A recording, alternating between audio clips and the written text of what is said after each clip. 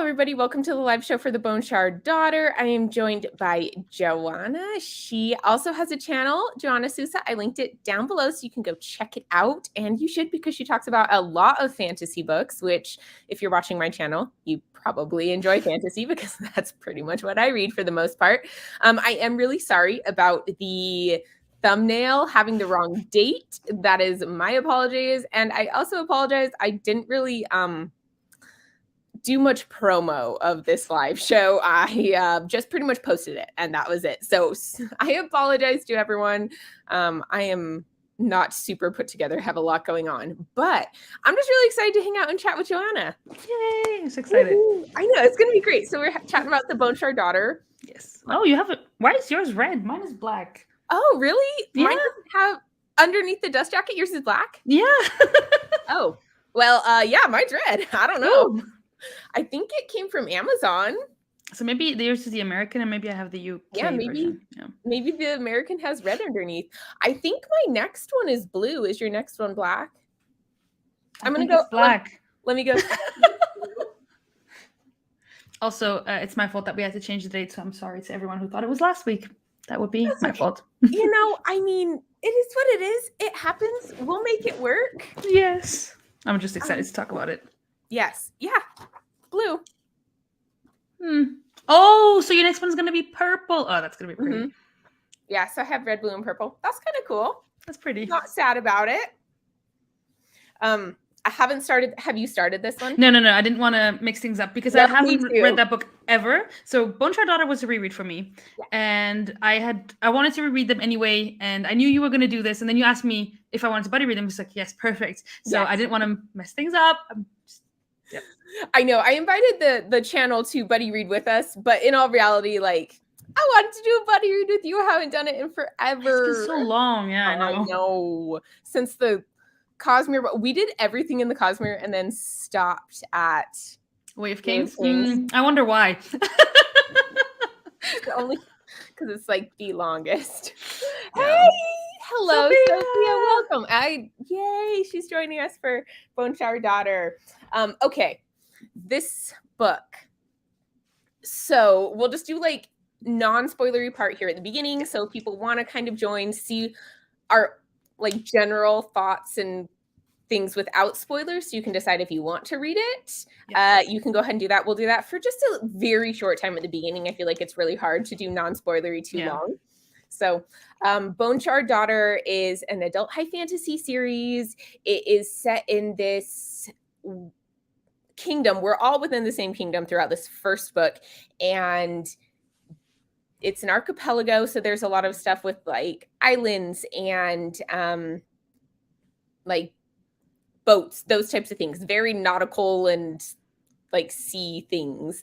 Yeah. And we have an emperor who uses bone magic. He like uses the bones of his people to fuel his magic. And his daughter is trying to like figure out why he's being a less than good emperor, and she wants to do better. We have another one who is another POV who is a smuggler, and he is trying to find his lost wife.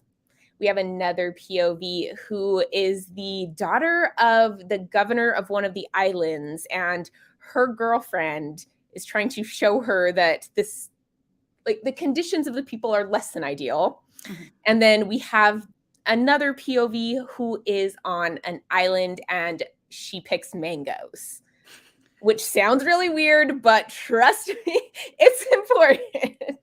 So. Okay, I know why they didn't put that POV on the dust jacket. I know. This is a girl. She's on an island and she picks mangoes. Yep. And she fell down one time.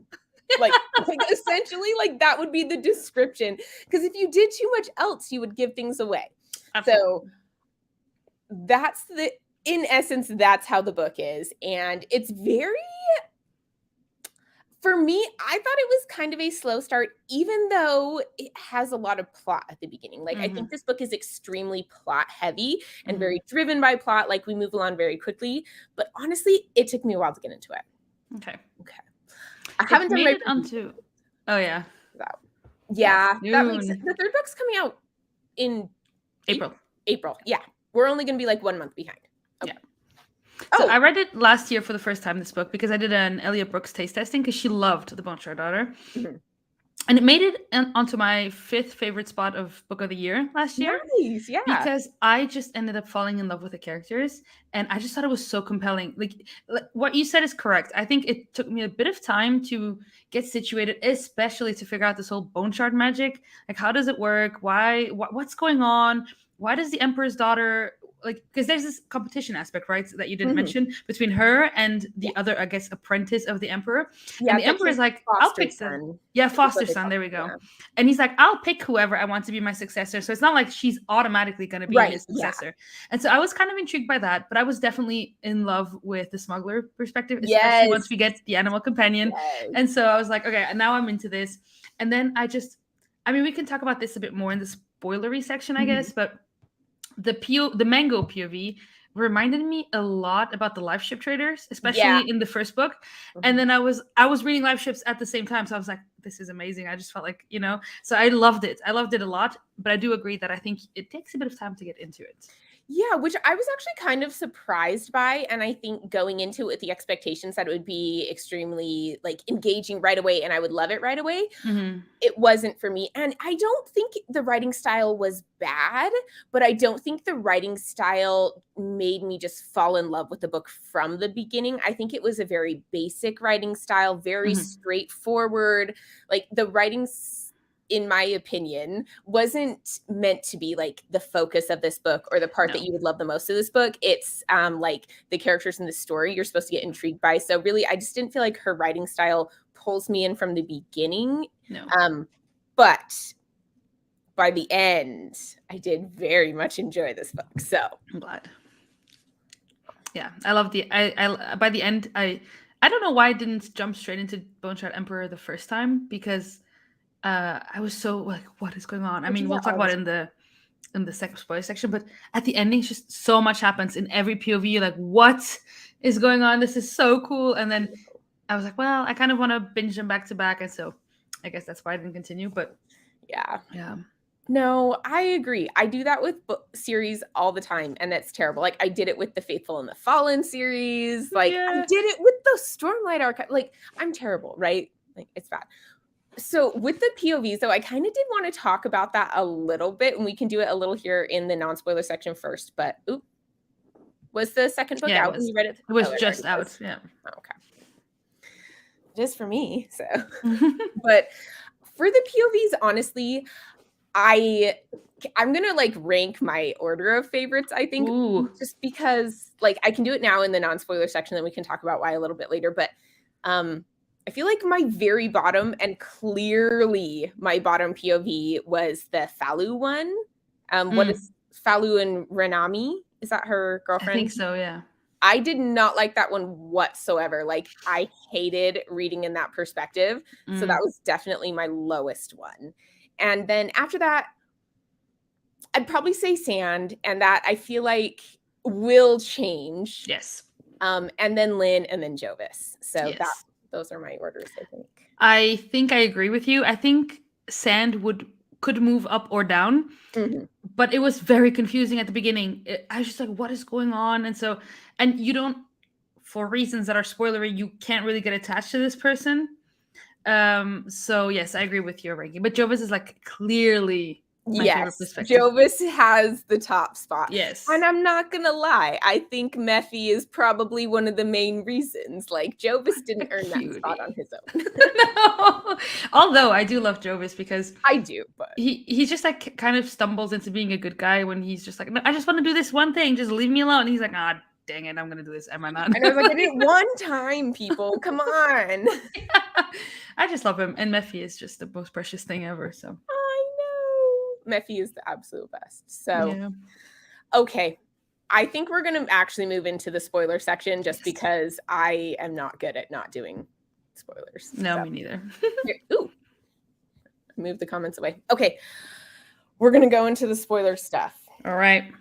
So the setting, I feel like this might or might not be spoilers. I'm just putting spoilers up so we don't have to worry about it. But I kind of want to talk about the setting a little bit, because I feel like I'm realizing I don't really love the like sea setting.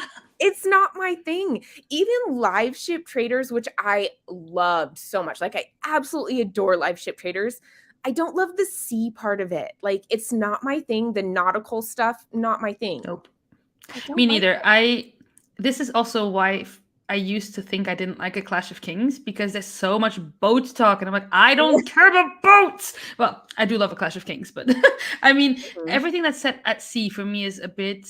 Also, it's very tricky, and especially like nautical terms. I'm like, I don't know. Like, I don't know what side of the ship is what. Like, stop using nautical terms. I don't know what you're talking about. So I agree with you. It's hard for me too.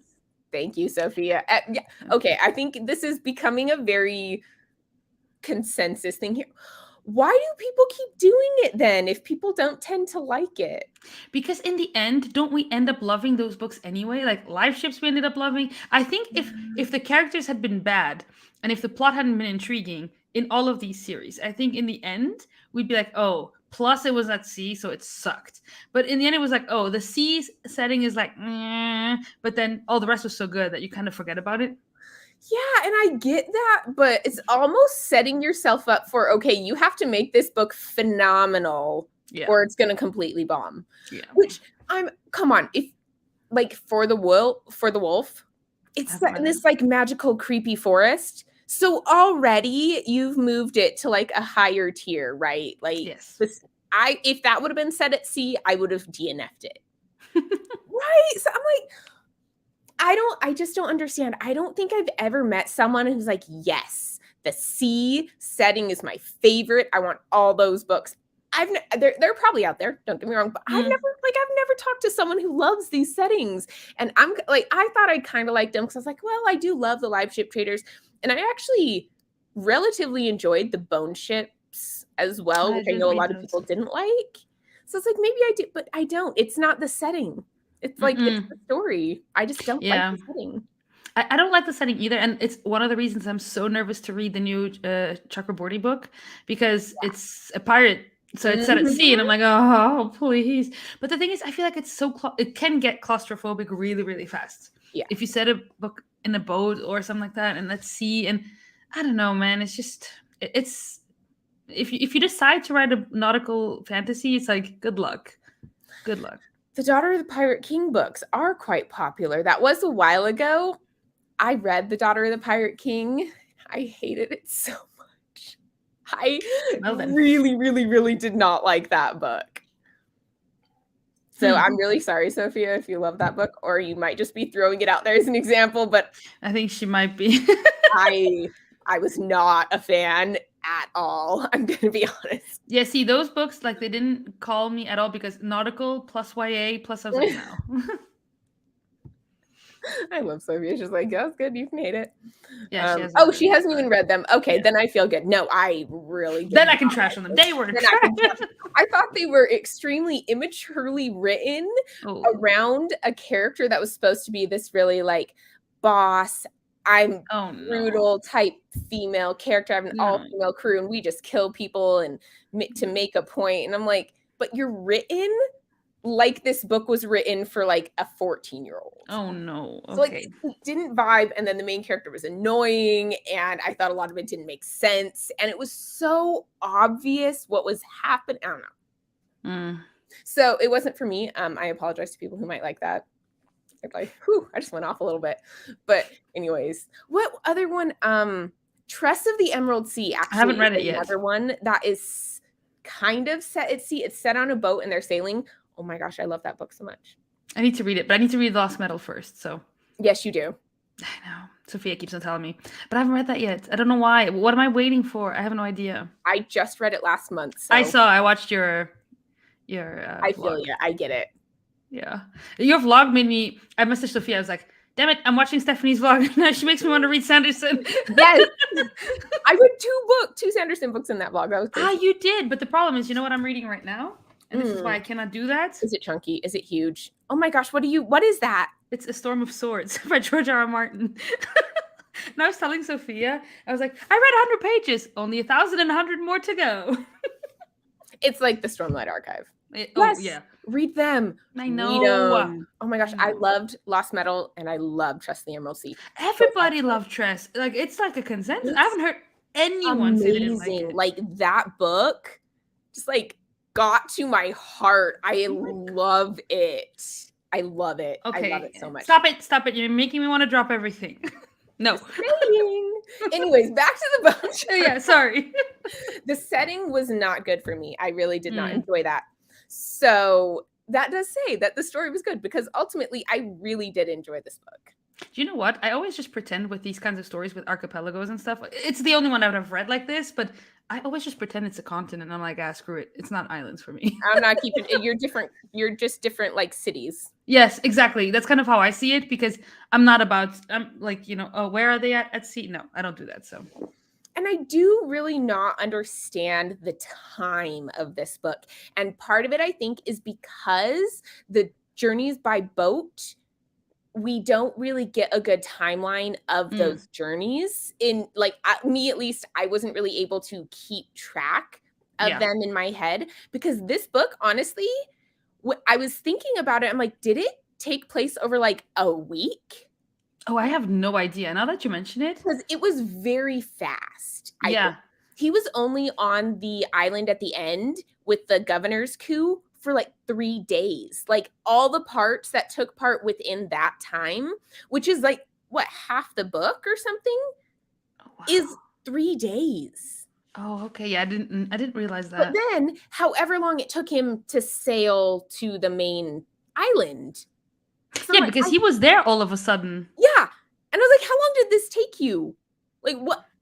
And it made me kind of like timeline wise. I'm like, are they all in different timelines? Because I feel like that confuses me in books if they do that, if they don't make it clear that they're doing that, which is fine. They can make it clear they're doing that, but I don't think they did. I don't think they are doing it because yeah, I mean it does have the map. I will give it that. It has a map of the archipelago. I just I don't know what they did. Like the timeline was very confusing me because it felt so short, yet Mephi grew from like this big to the size of like a freaking Doberman, right? Like he's huge. Yeah, and didn't he stay on a boat? Like, didn't Mephi stay alone on a boat for like a few days or like a day at least? Yeah, when he was at that other island dropping off the kid. Yeah, so I'm wondering. I don't know. I didn't pay attention to that, I will say. I finally got mine, Sophia. I'm just letting you know. It should be coming because I finally got mine. Just saying.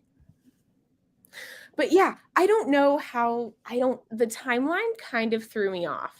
But do you think there's like different timelines going on?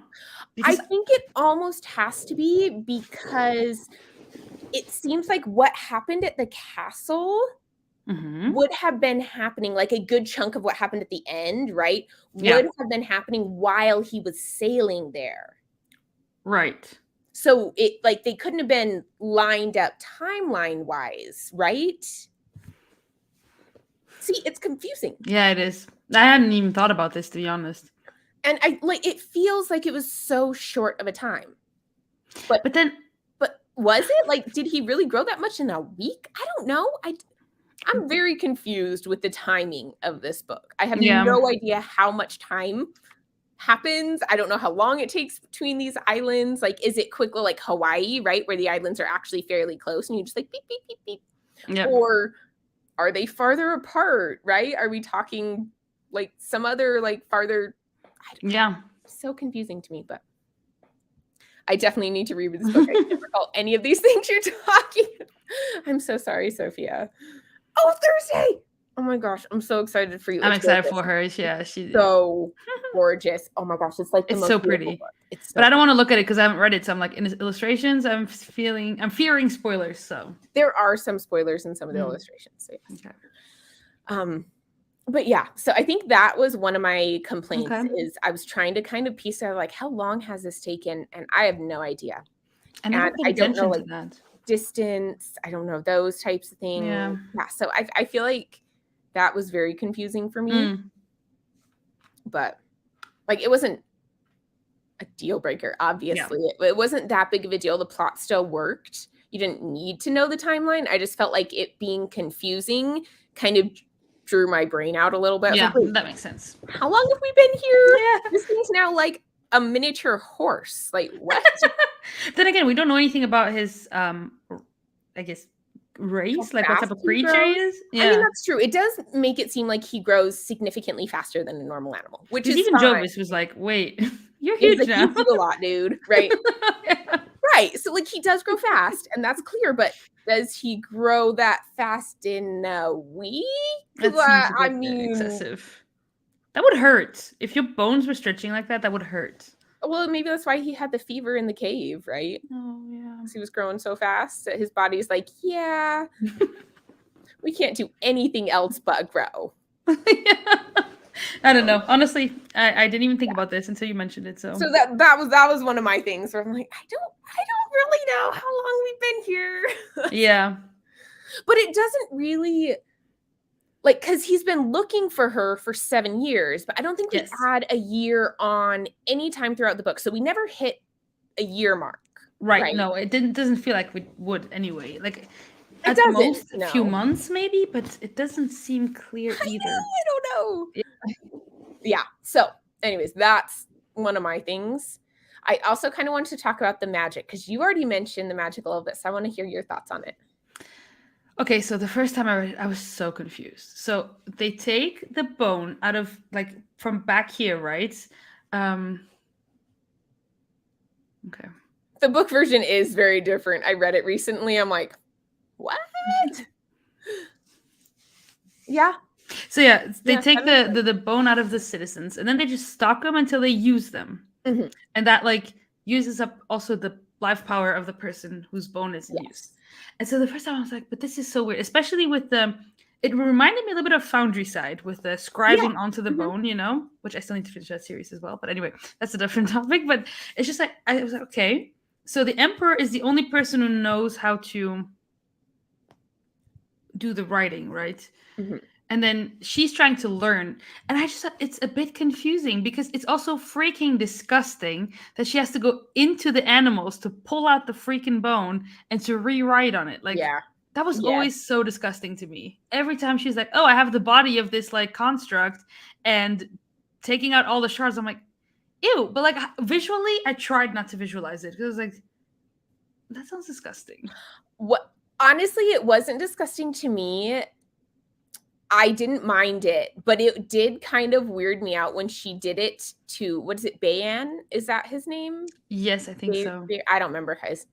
I'm bad with names when I'm reading books. I feel like I get done and I don't remember any of them. But when she goes into him, because we very much think of him as a person before we find out that he is a construct. So when she's just like, here, like right into him, I'm like, whoa, that seems like very invasive and like personal space, you know? Yeah. But doesn't that say something about us? Because we think about him as a human being. And so then we're like, oh, that's wrong. However, all these creatures that are like half fox, half blah, blah, blah, whatever. Yeah. And then you're like, oh, yeah, but those are clearly constructs, so it doesn't matter.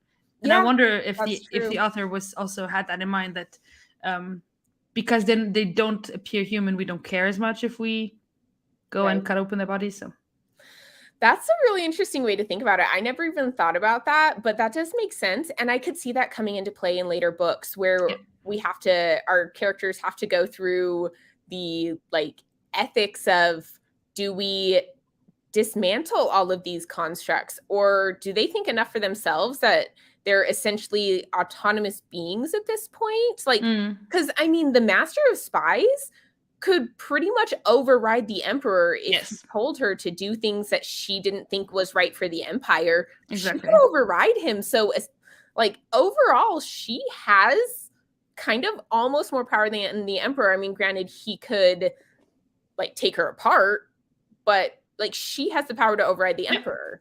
So, like, she has her own thought process, right? Yeah. And she can decide. So that's like, then you think, well, are we allowed to? Like, can we just like get in there and rip out? Because she did that with one of them. Oh, we're not too late for the discussion. We're still chatting. We're in spoiler stuff and we're kind of all over the place. But yes, the constructs reminded me of Warbreaker a little bit. Okay, I see that. the like controlled warriors that they had where you could control them. That is true. What I am interested in is these constructs, like they're built, right? But they still like do normal things, like they eat, they like to eat and stuff. So it gives them more of a personality. Like her little spy construct saved her life, and yes, that's because she gave him nuts, right? Like it's so cute. Yeah. So it's really hard to think about what would happen down the line, because clearly it's wrong to kill your citizens to fuel your magic, right? Yes. Unethical. Drawing the line there, unless like they were like consider them military or something, right? If they were enlisted to do this and they knew this was going to happen, they volunteered for it, knowing that there is a possibility, right? Kind of like how if you enlist in the military, you know there is a possibility you'll be called to war and die. So like I could see it being more ethical doing it that way, because like people have agreed to this for it, right? And then they know it's a possibility, but not necessarily a sure thing. So like I could see that, but can you just like pull these constructs apart? Is this ethical? Yeah. Can you do that? And then also, what about the people's lives that have already been used, you know? Yeah, there are some super cute moments. There are. They make this book very cute and gruesome. Yeah, that's the thing. Because you had so many cute moments, and then you were also like, ew. I know. But that's the question, I think. So first of all, it's clearly wrong. But also, they have all these shards that they've already taken from people. And okay, I think you don't feel the consequences of it if your shard is not in use. But how many people die in the process of getting their shards removed? 1 in 25. Exactly. So that it's still a lot of people. Because his brother dies from it. Yes. Yeah. And so you think, so there's people who've already died for this for absolutely no reason. It just makes me think, though, in all reality, they could do it better. Because it sounds kind of like brain surgery, but they just, send random soldiers to do it? That's what it sounds like. Yeah. And I'm like, why aren't you sending a professional who is very good at doing this and won't kill 1 in 25 of the kids that does it? I mean, that seems wasteful for one. If you need the magic, like you're killing 1 in 25 of your soldiers, essentially. Yeah. And like also, this poor soldier who's doing it is like jabbing something into some kid's brain, a little 8-year-old. She just, that's gotta be traumatizing. That soldier's no good for nothing after that. Like stabbed an 8-year-old in the brain. Could you guys visualize the constructs? I read that they were a mix of different animals, and I lost any idea of them. Oh my gosh, so true. Same. I can't do that kind of stuff sometimes, because I'm like, wait, the head of an owl, the body of a fox, the feet of it. Never mind. Honestly, though, I don't really visualize when I read. So this wasn't a problem for me. I don't visualize anything. Okay. I just have in my head what they are. And I don't really visualize it unless someone's like specifically asking me to afterwards. I can kind of put the visual together. Yeah. But I don't visualize as I read. But did you like mix them up, those 4 main constructs of the Emperor? I could not remember who was which animals. Like the only one I remember was the spy was kind of like a spider. Yeah, yes. Like I didn't know which construct was which animal. That I have no idea. I couldn't tell you. I just knew, that's the construct of war. That's the construct of this and that, you know? Yeah. So I know. I think by the end I got it a little bit, because I remember her having to climb up to the nest. Yes. Of the like bureaucracy one, right? Yeah, I think that was it. Was it the bureaucracy? It was the one that had the book with all the names of the dead people in it. That's where she found her name. Yeah, that was. We'll get there. Oh my gosh, right? But no, I couldn't visualize them either. I was just like, meh, sure. I couldn't even visualize Mephi, really, honestly. No, I can't visualize Mephi either. Honestly, because at first I visualized him as a kind of a cat, and then I started seeing him more as like a lion. I don't like, not horns. Like a lion. He was more of a like a mountain lion. Yeah. Like cougar. Yeah. So yeah, that's kind of what I don't know. Yeah. Okay. This one I think we're gonna get into in later books. Neither of us have read the next books, but I do think that this one will be addressed. I hope so. Positive, it would be wasteful. Yeah. If she didn't, He's a kitten. Yeah. I didn't even try to keep track of the construct. Yeah. Yeah, I gave up. I saw him as a cat with horns. Oh, I know. We need to look up. I need to see if... I'm scared of spoilers, though. That's true. That's true. I don't want to Google anything. I'll Google it for us. Never mind. I think there are pictures of Mephi out there, though. Oh my gosh, so cute. Okay, look. Look at him. Oh my gosh. I know. His little grin. That's ridiculous. Okay, but you're not wrong, because I think someone pictured him a little bit like you did. Yeah, like a cougar. Yeah, oh my gosh, he's so cute. Why is he so cute? I love him. I would die for Mephi. Absolutely. If Mephi dies, I'm done. Oh no. Right? Like now that I'm like, no. Yeah, I know, right? So cute. Yeah. He is one of my favorite animal companions from books. Same. He's so cute. He's like, good? Good? Like, oh. Not good. No. What a cutie. Okay, on the lines of Mephi, his aversion to the Whetstone. I feel like that's going to become very important. Wait, Whetstone? Are we talking Realm of the Elderlings? What are you talking about? Shoot, did I forget the name of it? Wait, maybe it's me. Maybe I forgot the name of it, to be honest. It's in here. Okay. This is probably me being... Because I'm thinking like... Sorry, when you say wit, I'm like, okay, we're talking fits now. You're fine. I could have the absolute wrong name. Okay, I know they talk about it when the island is sinking. Okay. So they talk about when the island sinking because instead of throwing the boy overboard, he throws the Whetstone. Oh, so here we are. Kartik actually said Whetstone is the fuel used to power the ships and stuff. Okay. What is Whetstone? Okay. Oh, okay. Sorry. So you were correct. Okay. I was like, I could be wrong though, because I forget words so much. Oh, same. Names and words so much. But yeah. Why does Mephi hate the Whetstone so much? Like it makes him physically ill. So what are the species or the whatever called that they were trying to not bring back? Sorry? The Alanga. Yes, exactly. So I'm thinking it has to be, right? Like Mephi has to be that. And maybe those Whetstones are made to repel them? I think, yeah, because I think the Alanga, this is like just a guess, but I think the Alanga might be the companions of these creatures, right? Because at the end, Jovis uses water magic to wash away that construct that is like stole his wife. Right. So, and they were talking about how these Alanga could use elemental magic, right? Mm-hmm. And so I'm thinking Jovis is now becoming an Alanga, and so is Lynn. Because they bonded with these creatures, so they're getting these powers. I think they are Alanga. And weren't they healing faster? Didn't Jovis he healed real fast. Yeah. And so we're doing full spoilers. Do you think that the powers will affect Lynn differently since she's a construct? Oh my gosh, I did think about that. I would think so.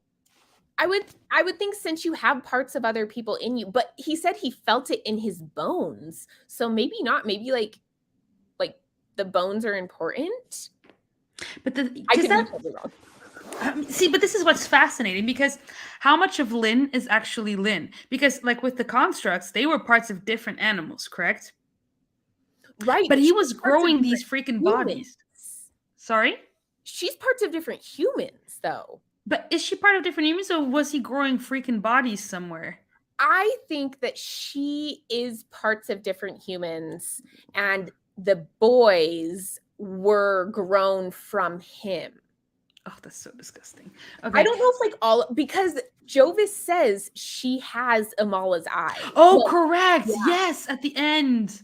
Yes. Okay. So I think. Okay. Wait. This is all like in life, because I hadn't really thought about, because I didn't want to like think about it before I talked to you. So maybe all the mango pickers. Yes. Are the people? Well, no, because that's the. Yeah, I think they were. They're the old constructs that he deemed not suitable or not worthy. And he just like probably removed all the memories so he could reuse their bodies?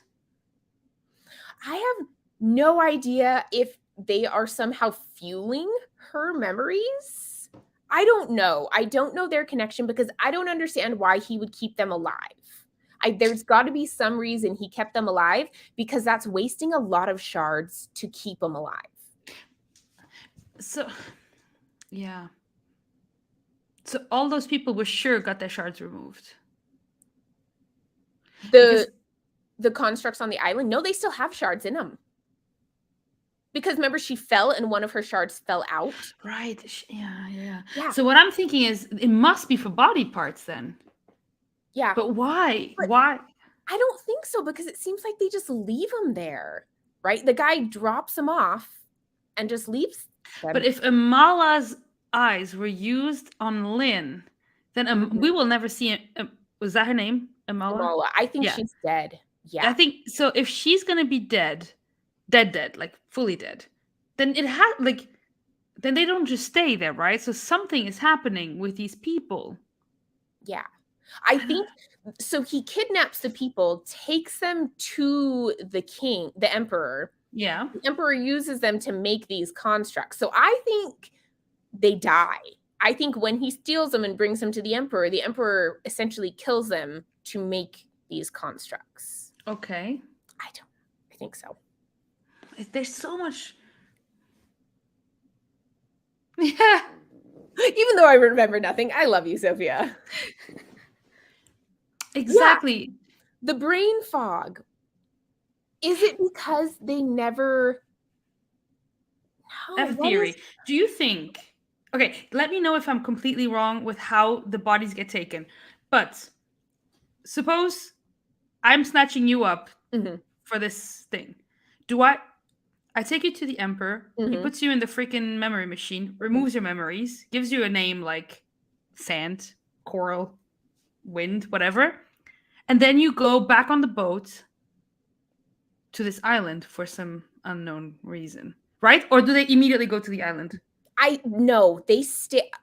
My understanding is the constructs that are on the island had stayed in the palace for a while, like Lynn, unless Sand is an exception. Because Sand is the ex-wife of the emperor. Well, Sand was made to be the ex-wife of the emperor. Do you think at first he started making these constructs and calling them his wife and then changed to calling them his daughter instead? Because the one thinks she was Nisang, and she has memories of the palace, right? When the brain fog is lifting. But she's clearly a construct because she has the bones inside her. She's not actually the wife. My gosh, I feel like we're reading A Song of Ice and Fire. Like theorizing, you know? Like, okay, so there was also men on this island. Yeah, so they were physically taken off. But like, I still think their memories might go into that stupid memory machine thing, which was being powered, I think, correct, by the other Mephi. Yes, the other Mephi. What did they name her? Whatever. I don't remember what they named her. I'll remember later. When we start reading the next one. Yeah. So we're like jumbling everything together, but this is why I think this book, when the end came, I was like, oh my gosh, like what is going on? Because there's so many layers to this. I know. I think the most confusing part is the emperor and his constructs. Yes. Because I think Geo might be another Alanga potentially, because something took out that soldier, right? Yeah. And it was invisible. So what if what if Mephi can become invisible? And he has a Mephi. Cute. Yeah, I hadn't thought about that. Because he's also strong enough to beat Jovis in fights sometimes. Yes. But he didn't heal. So maybe he got his Mephi after his initial injury. Maybe. Yeah, that could be. But okay, sorry, that's like off of the constructs now, but I mean, no, it isn't, because it's all related. It's so great. Yeah, I was so confused when the first time I read this, like, what is happening with these people on this island that don't remember anything? Why are they picking mangoes? Why are they doing all these random tasks? And Yeah, so why? wait, how does she get her brain fog? Is it because the So shard she falls out? falls and a shard falls out. Okay, so maybe maybe it isn't related to the memory machine. The thing is, though, why keep them alive if they are his failed constructs? Yeah, right? you could just Why is reuse he those still keeping them shards. alive? Right? Yeah, that's a ton of shards to use. Like, it makes it very clear that the more complex the construct, the more shards need to be used. So Yeah. there's got to be a lot of constructs in these like beings that can essentially function almost at the level of humans, right? Like memory is not quite as good, but the rest of it seems to work pretty much the same. Yeah. Oh, that would be interesting. Oh, maybe. Or maybe because he came there with the other one, with Geo, that's part of his problem with getting sick. I don't know.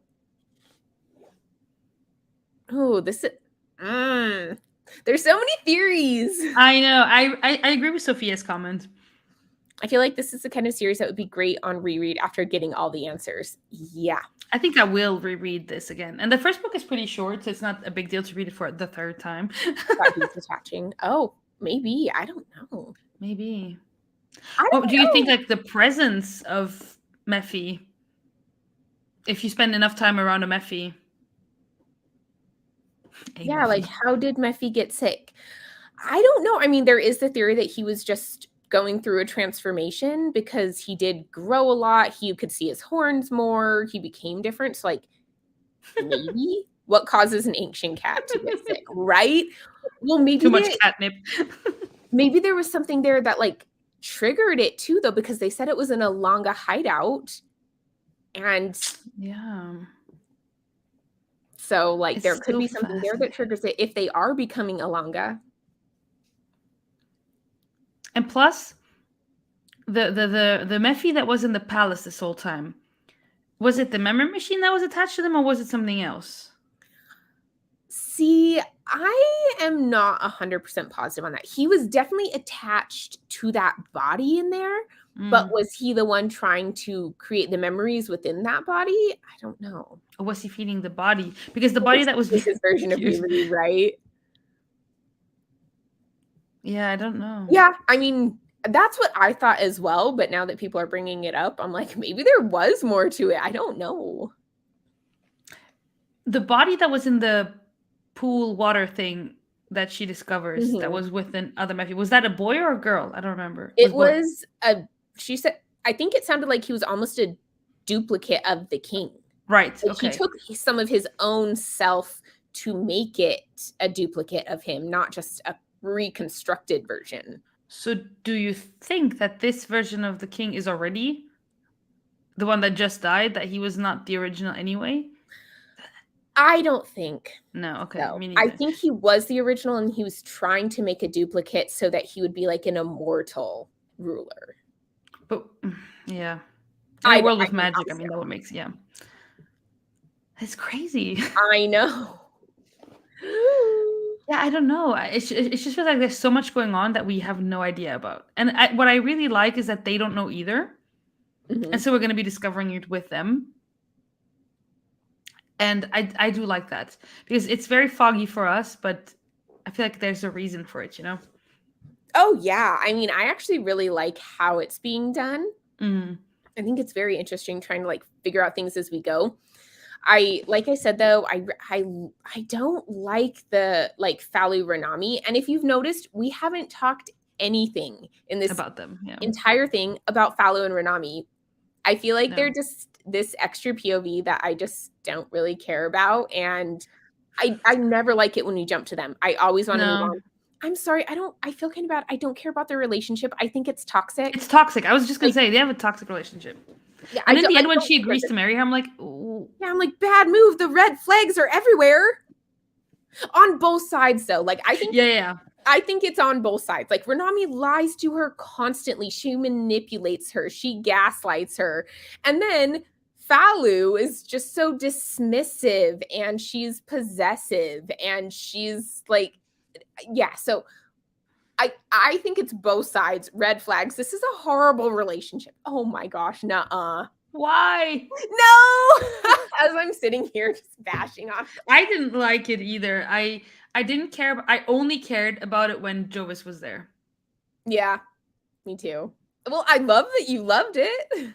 Good for you.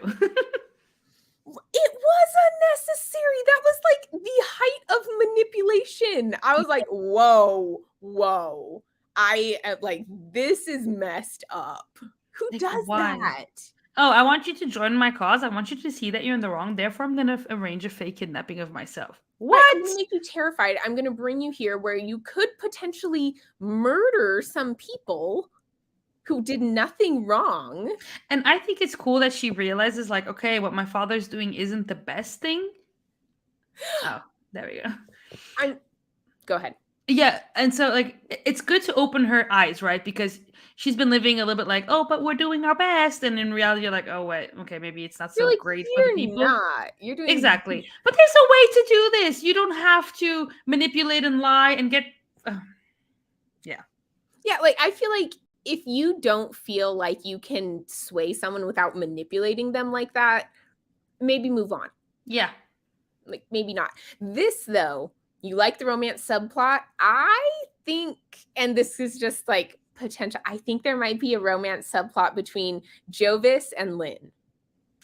Because I thought it was going to be between her and like Ban, the other. Yeah. But, well, he got his throat ripped out. So, like, I could see Jovis and Lynn. I don't know. Okay. I think it'd be kind of cute, them with their little methies. Isn't he older than her? I pictured him older than her.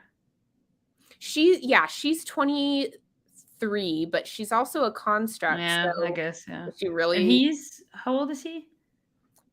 He's been searching for his wife for 7 years. Yeah. I would say he's probably like 27, 28 is what I kind of guessed. Oh, that's not too bad. Okay. That's what I assumed, because I figured they got married fairly young, because he said he's been in love with her like his entire life. So I didn't assume they waited until they were older to get married. I thought maybe like 2021. Yeah. And they don't have any children yet. So I didn't think they would have been married too long, because I mean, I guess I don't know, but it seems like the type of place that doesn't have the most effective birth control. So no.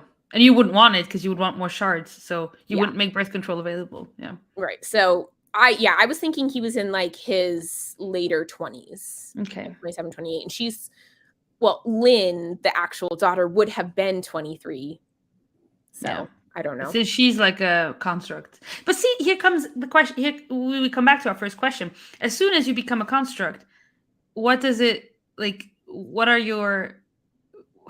makes you? How old are you? Are you as old as the oldest part of your body, or whatever? You know? Right, because like her eyes, it is hinted towards belong to his wife, who was about the same age as him. So I don't know. Yeah. I can't imagine Lynn with Jovis, because I imagine her as a 17-year-old. Okay, so right, like I guess she doesn't necessarily have an age, but she would technically be 23. But then again, like she's made. So like if you made a 50-year-old. Is he 0 or is he 50? I don't know. Is he 50? It's weird, right? Yeah. I mean, in all fairness, Falu's relationship with Nami was only slightly less toxic than her relationship with her father. Dude, both of them were horrible. Like, it was...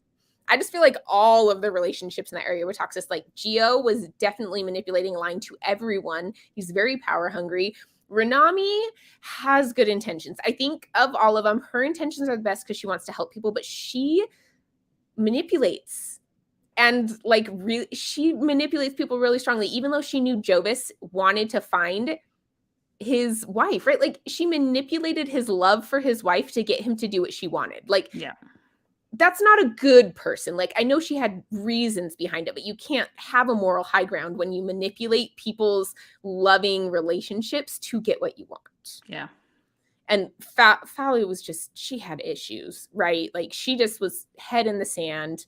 Yes. But like she could be persuaded. She she was willing to help to an extent, right? She didn't get it. Yeah. I just feel like everyone on that island, all of the main characters' issues, like. Yeah, and that's very likable because you have characters where you're like, oh, honey, you got issues, but I like you. And here you're like, well, you're just a bit annoying at this point. So Yeah, I don't love that island. No. Sophia. I'm sorry. And the actual Bone Shard daughter. You don't even remember her. You definitely need to reread. I kind of feel like the title is a freaking spoiler if you think about it. Like, that's literal. Oh my gosh, I never thought of daughter. I never thought of Me that. neither until Sophia wrote it like that. Well, it's like she just gave it to us and we're like. So wait, do you think they're gonna put, or unless we're like stretching, because I feel like we are, but it doesn't matter. Do you think that they're gonna use the fake body of the emperor? I know, because Lynn already said she was the empress. Okay, never mind. We're good. I think she's gonna trash that thing. I think she's scared of it. But who's gonna be the emperor? Because it's called Bone Shard Emperor, right? Not empress. They call her emperor. Oh, okay. Well, then she is literally a Bone Shard Emperor because she's a construct. So, okay. Yeah. No, I agree. Do you know that language? I don't know that language. Yeah, that's Germany. I mean, yeah, but I can't read it.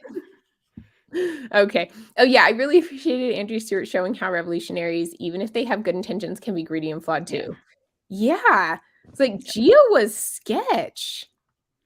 Yeah. Like, he did not have people's best intention, or he wasn't out for the people, it didn't seem. No. The Bone Shard daughter is the Bone Shard Emperor now. Yes. Yep. Yeah. Ooh, whoops. Yeah, at the end, Lynn was coronated so she wouldn't need her father anymore. Yeah, she was wearing like the Phoenix outfit, which, okay, why do they have this thing with phoenixes? Like, did there used to be phoenixes? Are phoenixes another form of like the Mephi, which gives you the power over fire instead of water, maybe? Oh. Because it's there, it's subtle, but like the phoenixes are attached to her like family's rule, right? So do you think that for each elemental power there's a different creature? I don't know. I that's what I was kind of thinking, but maybe not. Because Mephi was found in water, so it would make sense. It was found in water, and so was the creature she found. Yeah, it was kept in that little water tub. Yeah, true. I just thought her being the daughter of the emperor was the reason she's the Bone Shard daughter, because the emperor had control of shards, right? Yes. Yeah. See, that's what I thought too. I didn't even like put it together that she's literally a Bone Shard daughter until just now. Until just now, yeah. No, you're right. Apologies, this is just where I joined, but we haven't talked about. Oh my gosh, we did not talk about that. No, I wanted to bring it up, yeah. Because you get to know them, and you actually grow attached to them, you know, and you see them and you see how this is affecting them, and how he's every day asking about his shard and everything, and then all of a sudden just like gone. I know. It's horrible. I also feel like it was very surprising to me. Like, I did think her father would kill the blacksmith. Yes. I didn't think he would just like off his whole family. I know. Like, why is it so like, why did you do that? You know, is it just control, or is there like, there's the little kid? She was what, like 6? Could have used the shards in 2 years. Could have waited. I know, that was so sad. I know. Yeah.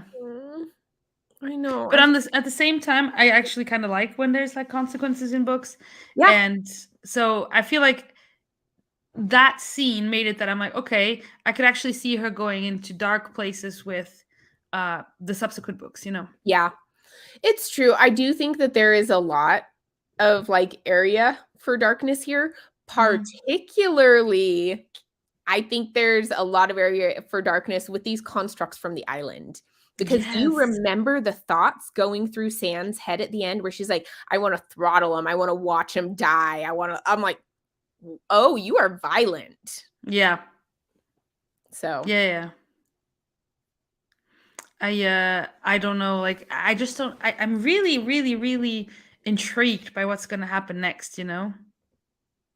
I know. Like, I do agree. Like, it was so sad to kill the whole family. But yeah, it did really kind of put into perspective, like, And mess around and also find out. how uncareful Lynn had been.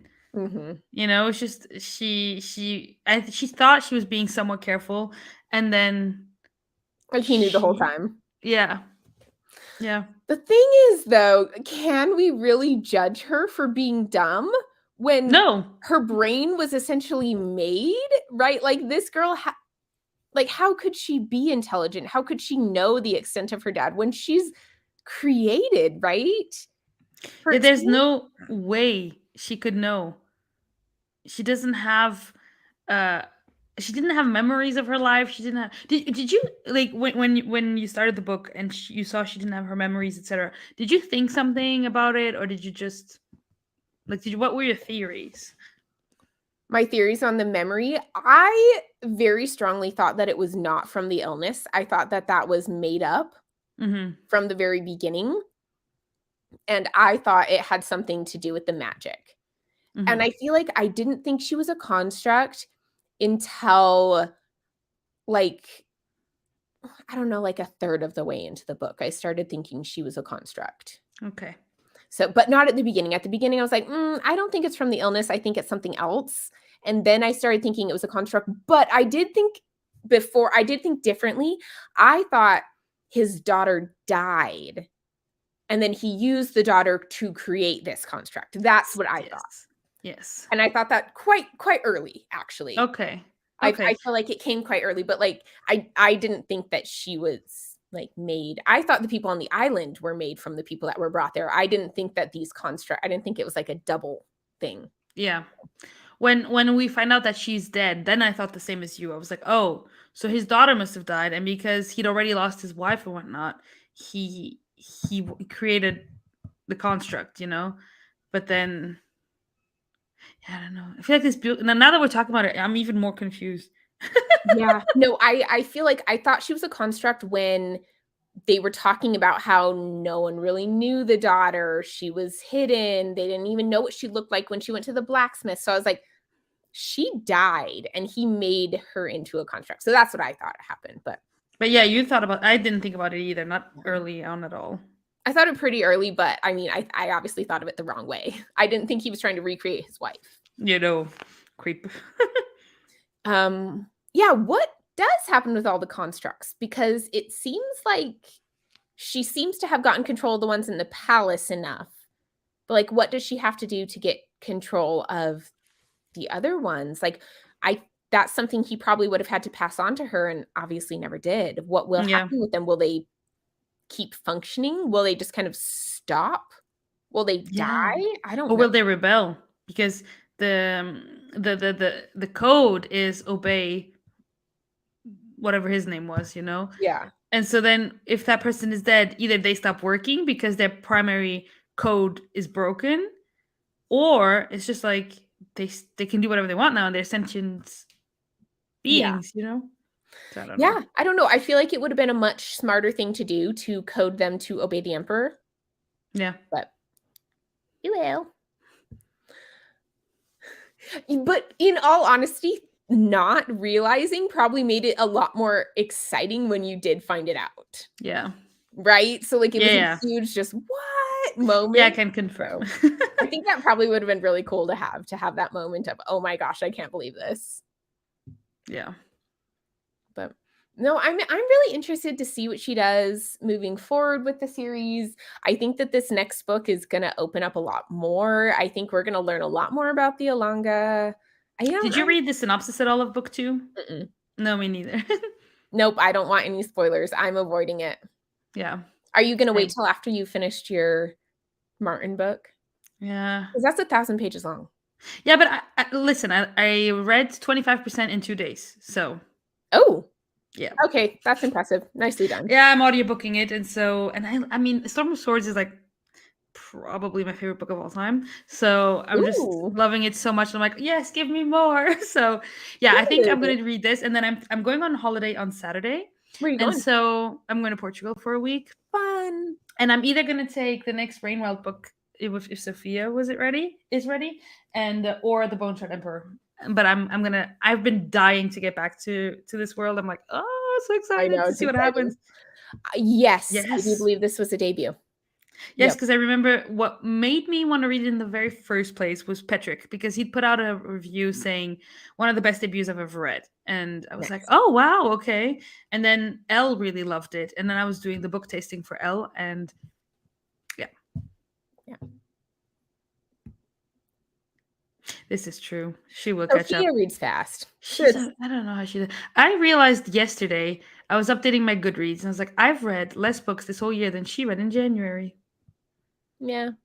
That's probably true of me too, I'm going to be honest. I probably want to play around. Are you going to do another mini TV Starhub for like everyone? I am. So I was debating whether for June I would read, or I would do a month-long readathon and do my whole game, or do a 48-hour readathon.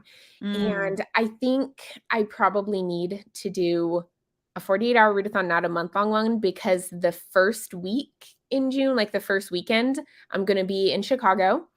And then the last week I'm moving up to Montana because I'm going to be there for 2 months for my clinicals. So I just feel like that'd be the beginning and the end, right? You want to be there for it, doing live shows and stuff, and I wouldn't be able to. So I might just have to do a 48-hour one. Yeah, that would be cool. Yes. Oh, you have to wait a month? Why? Oh, so you can have fresh thoughts for the live show. Okay, that makes sense. That's also always my struggle, because I want to read it now because I want to know what happens. Like, I'm dying to know what happens, but I'm like, oh, but the live show, and then I won't be as fresh in my, because there's things that you mentioned. I was like, oh yeah, I didn't even remember that. Because so. I think I'm going to try to read it towards the end of the month. Okay. I'm not going to read it right now, even though I would like to, because I'm invested. I think I'll probably read it the last week, like start it in that time. I'll wait for you then. Then we can. Yeah, you do.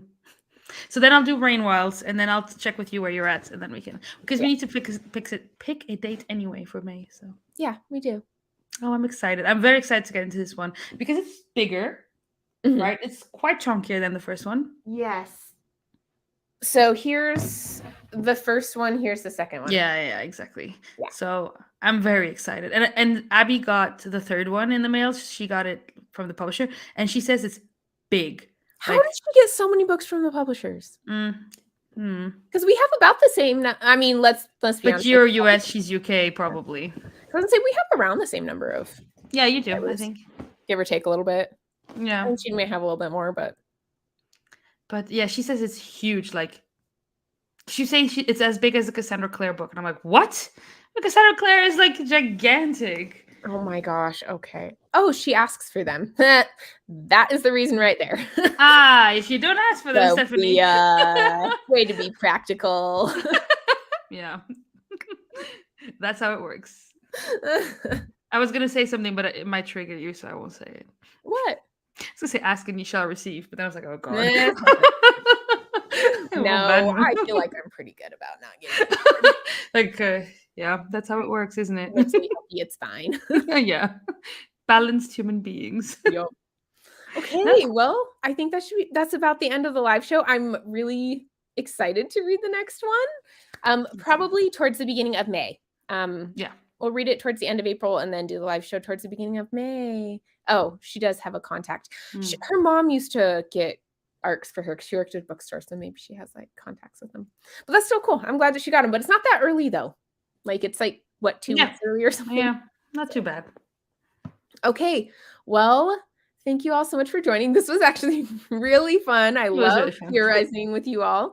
See you for the next one. We'll see how wrong we were with all of our guesses. Yeah, I'm so excited. Okay, bye. Bye.